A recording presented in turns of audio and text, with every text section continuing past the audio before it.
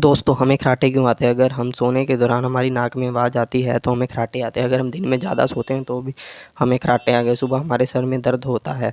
रात को सोते समय अगर हमारा दम घुटता है तो समझ लेना हम खराटे ले रहे थे। अगर हमारा नाक बंद है तो भी हमें खराटे आएंगे। हमारी मांसपेशियाँ कमज़ोर हैं तो भी हमें खराटे आएंगे। अगर आप शराब पीते हो तो आपके गले की मांसपेशियाँ कमज़ोर होंगी तो हमें खराटे आने की बहुत संभावना बढ़ जाती है। अगर आप चाहते हैं कि मैं इसकी प्रिकॉशंस भी बताऊं कि इसे कैसे रोका जा सकता है खराटों को, तो इस वीडियो को लाइक करें और कमेंट करें और चैनल को सब्सक्राइब करें। तब तक के लिए धन्यवाद।